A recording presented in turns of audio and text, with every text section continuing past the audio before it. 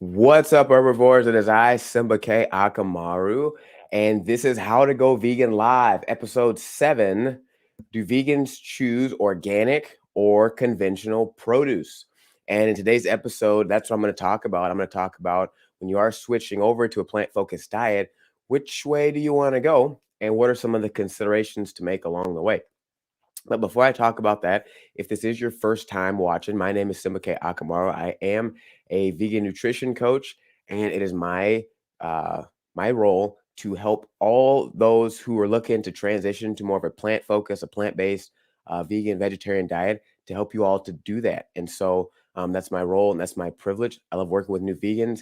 I myself went vegan back in 2017, and I did it cold turkey, and it was very difficult on my social my social network. It was difficult on my health network. It was difficult for a lot of things, and so I don't recommend it to anyone. I do recommend that you slowly begin to build self-efficacy, learn more, and transition slowly. Just from my own experience, I would say that I wish that I had known that I had done that, and that I wish I also had a guide or some leadership along the way. And so because I felt that deficit, now I get to try to be that person for each and every one of you. So now, do vegans buy organic or do they buy conventional produce? That's the question up here right now. Now, before we can discuss whether or not you should buy what, let's kind of talk about how this whole thing works. So, what does it mean for something to be organic? So, when something's organic, what it means is it's been exposed to fewer amounts of pesticides. And so it doesn't mean that it's free of pesticides, it just means it has less than conventional growing methods of produce. All right, that's very simple. Now, I want to let you know something. The Environmental Working Group, or the EWG, this is a group that they monitor and they track pesticide usage and chemicals, things of that nature within the produce. And annually, they release a report that's called the Dirty Dozen versus the Clean 15. Now, I'm not sure if you ever heard of the Dirty Dozen or the Clean 15, but essentially, the Dirty Dozen are the foods that have the highest, the 12 highest. It's 12 foods that have the highest levels of pesticide exposure after they've been peeled, scrubbed, and washed.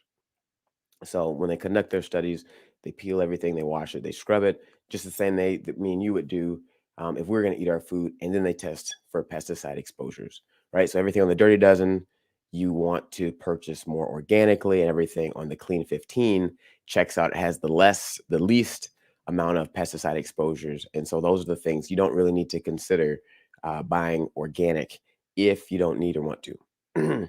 All right. So another thing I want to let you know about is GMOs, genetically modified organisms. These right here are crops that have been genetically modified so that they can withstand increased pesticide exposures. And so, um, research says that the GMOs in themselves may not be a health concern, but the fact that they're modified so that they can withstand additional pesticides, it does lead to the conclusion that they do have higher levels of pesticides in them. Also, if you're wondering what are pesticides, pests are typically insects. So really it's bug spray, right? Eat these foods, they have high levels of bug spray. These foods have low levels of bug spray. It's kind of how that works. All right. And so I do want to hop over to take a look. Let me just share my screen here. All right. So yeah, let's take a look here.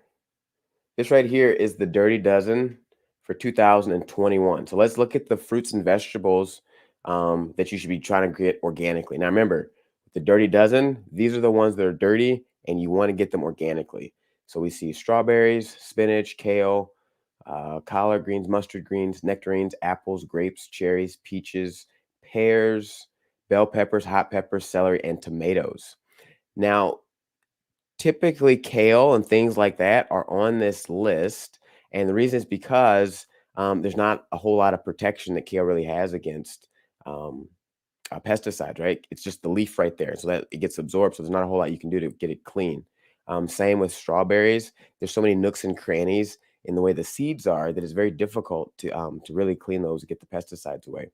Another consideration, a lot of fruits with minimal or no skin or softer skins are on this list. Grapes are typically on this list. Peaches have very soft skins, things of that nature. Also, celery. Like, what are you going to do with celery? Right? You peel it, it's just the whole thing of celery. All right. So, the things on this list, you want to go ahead and make sure you try to get organic. And then over here, these are the clean 15 avocados, sweet corn. As you can see, avocados, they have a nice thick skin. So when you clean them and peel them, they're almost not exposed. Sweet corn has a nice husk. Pineapples, papayas, frozen sweet peas, eggplant, asparagus, broccoli, cabbage, kiwi fruit, cauliflower, mushrooms, honeydew, and cantaloupe. So these right here, these clean 15, when you're in the supermarket, you don't have to be as worried about trying to get those organically. All right, let me stop this stream. Remove. All right, now what I do want to say about organic is it comes with privilege, right? As you have to have access to organic, and you also have to have affordability to organic. It does cost a little bit, or sometimes a whole lot more. So as you begin to transition to a more herbivorous diet, whether it's vegan, vegetarian, or just meatless Mondays or whatever, the main goal is to increase your consumption of fruits and vegetables, right? So that's number one. You just want to eat more fruits and vegetables. After you begin to transition and after more plants or eating more plants, more fruits and more vegetables becomes easier, then the next stage is to really start to consider, okay, where are my plants, fruits and vegetables, where are they coming from? So first thing, just to obviously increase the amount of plants. And then the second thing is start to consider the GMO, if they're GMOs, the levels of pesticides, organic versus conventional. So that's the list right there. You got 12 things that you probably would want to get organically. And then there's the 15 that, it's all right if you don't. So if you have any questions or comments, please leave some down below. Please hit the like button. Obviously, it helps with YouTube algorithm. Everybody knows that at this point. And I will see everyone tomorrow. And until next time, keep grazing.